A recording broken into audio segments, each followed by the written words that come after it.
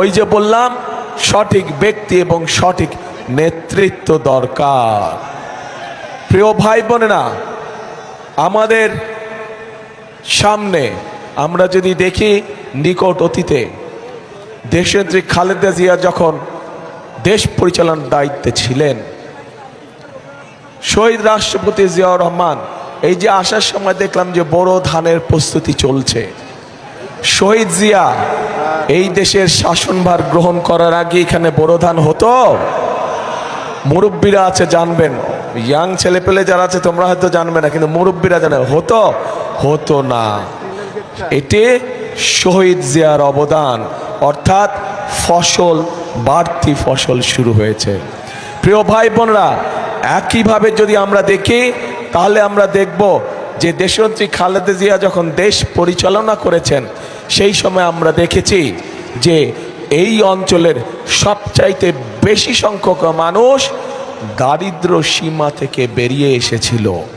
কিন্তু বিগত 16 বছর ধরে আমরা দেখেছি যে আরও যতগুলো মানুষ দারিদ্র সীমা থেকে বেরিয়ে এসেছিল, তথাকথিত উন্নয়নের নামে লুটপাট হয়েছে, কিন্তু মানুষের ভাগ্য পরিবর্তনের জন্য সঠিক কোনো পদক্ষেপ গ্রহণ করা হয়নি। ফলে মানুষের কর্মসংস্থানের ব্যবস্থা হয়নি। ফলে নতুন সাধারণ মানুষের জীবনযাত্রা টিকে থাকার জন্য নতুন ব্যবসা বাণিজ্য, মিল, কলকারখানা কোনো কিছু এইখানে করা হয় নাই। প্রিয় ভাই বোনেরা, এই এলাকায় একটু আগে আমি আবু সাইদের বাড়ি থেকে আসলাম। আমি নিজেও জানতাম না যে সেইখানেও পর্যন্ত কয়লা আছে। আমি জানতাম দিনাজপুরে কয়লা আছে, কিন্তু আজ আমি শুনলাম যে সেখানেও কয়লা আছে। এই কয়লা যদি আমরা উত্তোলন করতে পারি, এই কয়লা দিয়ে আমরা অনেক কিছুর পরিবর্তন করতে পারবো। প্রিয় ভাই বোনেরা, আমরা সবাই জানি এই অঞ্চল হচ্ছে কৃষি প্রধান অঞ্চল।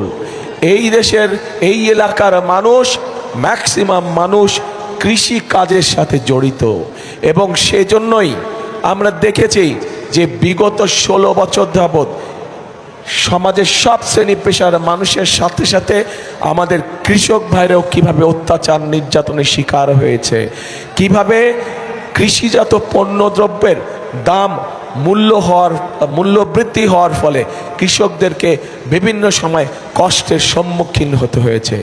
এবং সেই কারণেই আমরা হিসাব নিকাশ করে আমরা সিদ্ধান্ত নিয়েছি যে আগামী 12 তারিখে